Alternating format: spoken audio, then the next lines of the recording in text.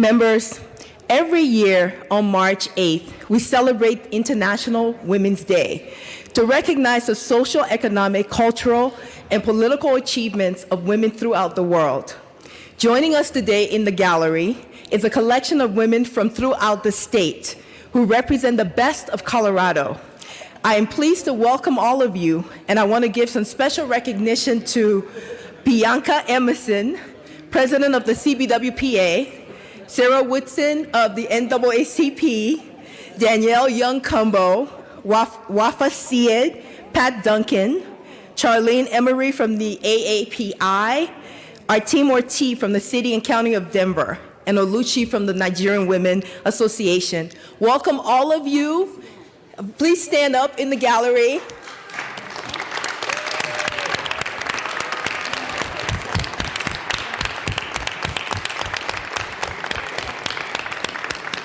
Welcome, everyone.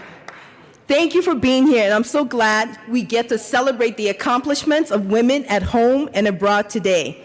At the same time, today represents a time to pause and take stock of the mountains we have yet to summit. We have officially passed the 2-year mark of the pandemic, and as we know, the workplace is not the same as it once was. The nation's job report found that 275 women left the workforce last month, leaving the women's workplace participation rate at 57%. The last time we saw a rate this low was before the pandemic, which was about 34 years ago, in 1988. That means that a full generation of progress has been lost in just 2 years. Women have been on the forefront of the response to the pandemic, and worldwide, 70% of healthcare workers are women. As women around the country confront this difficult 2-year mark, their professional prospects dampen. When women exit the workforce, when they don't want to and are unable to return when they want to, we all miss out. Looking closer at Colorado, I want to give a shout out to Rep. Frelich and her film Strong Sisters, Elected Women in Colorado, which explores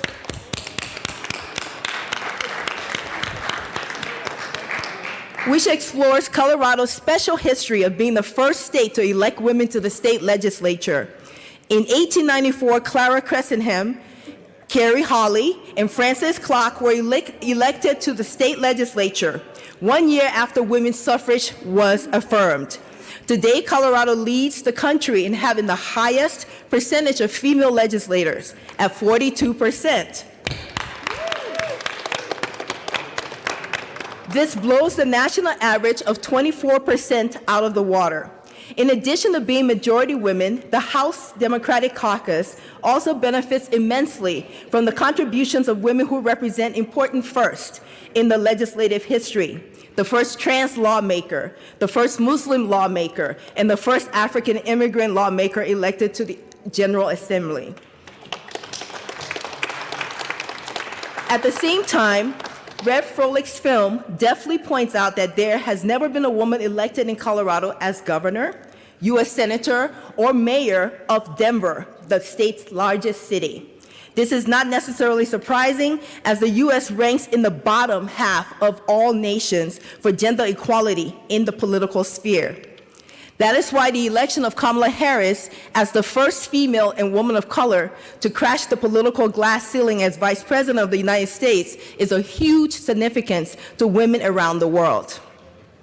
Looking beyond America's border, the World Economic Forum ranks the United States 51st in 149 countries on the Gender Gap Index, a measure of gender equality that takes into account women's access to resources and political empowerment.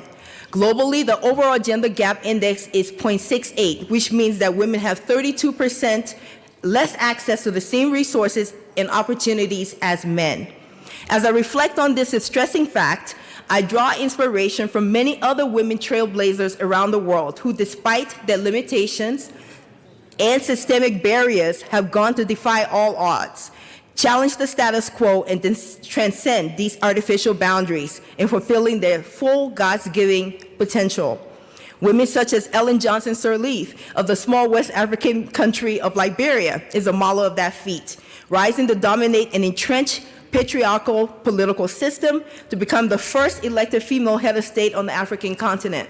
I look forward to the day when our country, the United States, crosses this important milestone. We still have a great deal of work to do before we achieve true gender parity and equality in Colorado and across the globe.